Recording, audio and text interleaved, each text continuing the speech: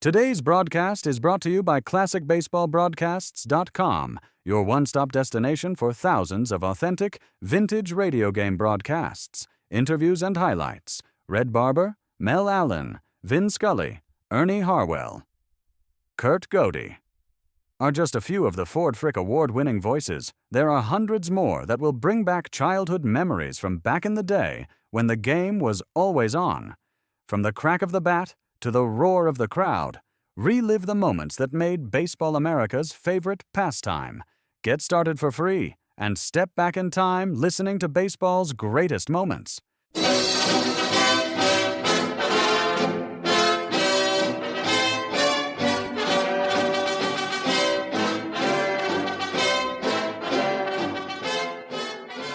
This is Jimmy Powers, and happy to be coming your way with another Grantland Rice story.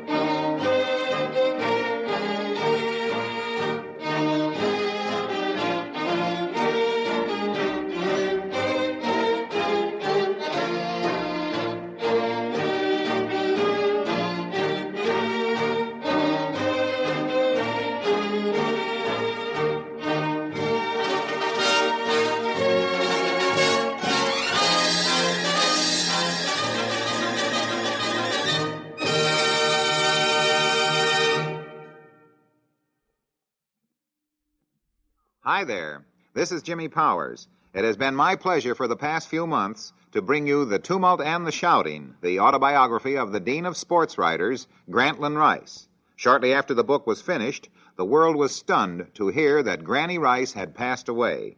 Since that time, many words have been spoken and recorded in praise and commendation of this great man. 3 tributes stand out clearly in my mind that I'd like you to hear at this time.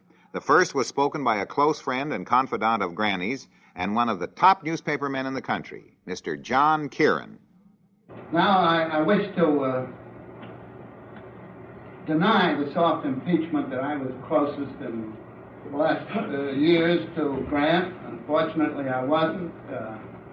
Red Smith and Frank Graham, I think, were closest to him in the active pursuit of his profession. But as I look out over this gathering here, there isn't a single face that I see that I didn't see with Grant on a great many occasions, and I would say that 90% of his old friends are right here in this room, and there is absolutely nothing that I could tell you about Grant Rice that you don't know. But I do insist on one thing, and that is that this was a great man. He was not only a great sports writer, he was not only a good poet, but he was really a great person, a great influence. Now, you must remember that he wrote for about 50 years, maybe a little more, and he had an influence on 3 generations of young men and some young women in this country. And he had a great deal more influence than some people that we thought were really powerful and famous. Now, I don't want to knock Jim Farley's profession and politics, but there are 48 governors in the United States, and I doubt that anybody could name more than 4 or 5, and sometimes not the governor of his own state at any given time. But there is no young man in the United States, and there are many in foreign countries who would recognize the name of Grantland Rice instantaneously. Now, Carlyle said in Heroes and Hero Worship, or he intimated or implied that history is a biography of great men. Well, Grantland Rice was a great man. I insist on it. I don't care whether you're talking about atomic scientists or businessmen or artists or architects or college professors. Occasionally they turn out a great man too. But this was a great man. His influence will go on and on through the years. Every one of us will pass along the influence that Grant exercised on us, and it was all for the good. No man who ever knew Grant Rice was not the better for having known him. I think a wonderful thing about award, since this is an award dinner, was that in a misguided moment, the baseball writers of New York once put up an award for the best sports story written in New York, and very luckily, Grant won it. And that made it all right. And at that time, I heard Grant give the best speech that I ever heard at a dinner, and I have often used it in trying to fight my way out of a tight space and place. When they handed him the gold watch, and he had to make his speech, got up and he looked at the watch and he said, "And in conclusion, I wish to say that it's all a mistake, but I thank you just the same." Now, that to me is a wonderful story, and he was a wonderful fellow, and he always left everybody in a good humor and better than when you first met him. The second tribute was voiced by one of the world's great golf champions who was considered a member of the Rice family, Mr. Robert Tyre Jones III. To make any sort of remarks today is so difficult, not because there's not enough to say, but because there's too much to say. I took a long trip to come up here. I wouldn't have missed coming for anything in the world. And now that I'm here, I think this is a perfectly wonderful occasion to look around and see the... Today's episode is brought to you by thisdayinthennfl.com. Celebrating football's greatest moments, one day at a time. Listen to classic broadcasts, explore historic games, and keep the legacy of the NFL alive at thisdayinthennfl.com. People and the kind of people who come here to pay honor to Grant. I know he would like this crowd an awful lot. And I know that he would not want us to be sentimental about it. But I do think that all of us here are conscious of the fact that we who are interested in sport probably owe a greater debt to Grant than we owe to any one single person in the world.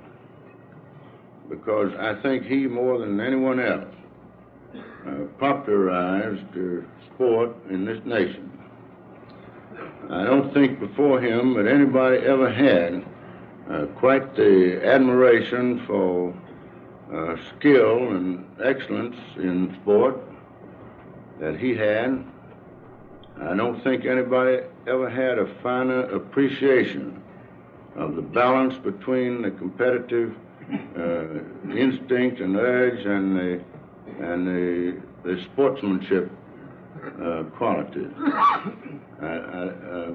Grant loved a great performer. He liked a fellow who go out and try hard to win, but he always wanted him to conduct himself according to the rules and according to the gentlemanly code.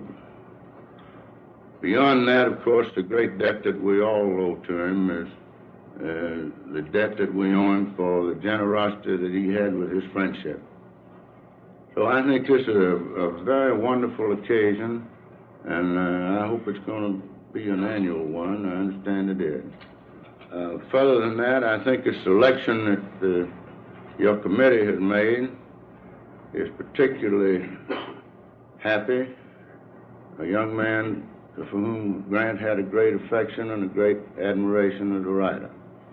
And I am so happy to be able to be a part of it. And I'm so grateful that we all have this opportunity to refresh our memories of our great friend.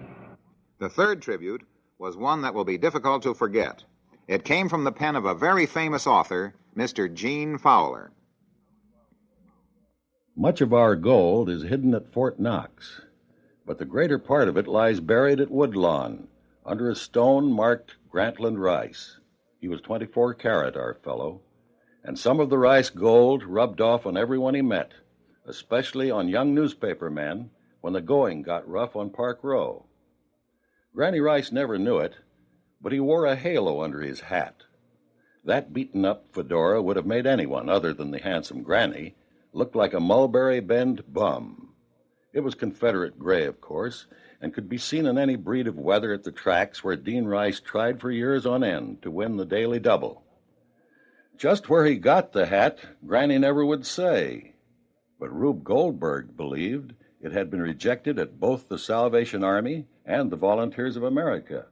Snow fell on the Rice hat at the Yale Bowl, sleet at Soldiers Field, rain made gutters of its brim at Pimlico, lightning singed it at the Yankee Stadium, beer splotched it at Toots Shores, and Jack Dempsey fell on it, perhaps deliberately, at the Polo Grounds. Nothing fazed that fizz, nor would its loyal owner accept a new one from the embarrassed stylists of Danbury.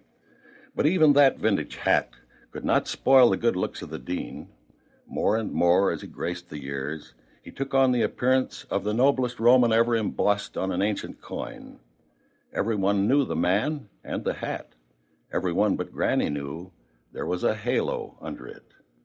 One of the Dean's oldest pals was George Ade's Negro caddy, Jesse.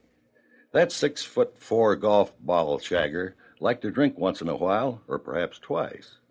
When Rice asked what his favorite drink was, Jesse replied, "Gin and honey." "Gin and honey?" asked Rice. "Is that a good drink?" "Is that a good drink?" Jesse said. "That's what they drink in heaven." Something that Rice said when his friend George Ade died might be appropriately said now of our Dean. He was not one of the expendables, but one of the irreplaceables. Granny Rice left the old hat behind him, but he took the halo along, and as always, wears it modestly. Indeed, he probably still does not know that he has it on as he tries out some of that gin and honey. Now, this is Jimmy Powers once again, and after listening to those tributes, I have only one thing to add. Long live the memory of Grantland Rice.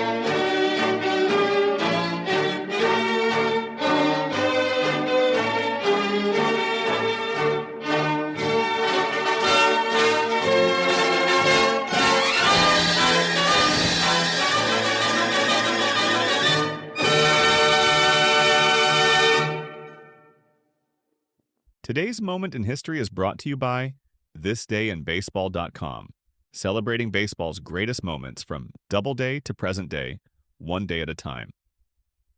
Listen to classic broadcasts, historic moments, and keep the legacy of baseball alive and explore baseball's great history by visiting thisdayinbaseball.com.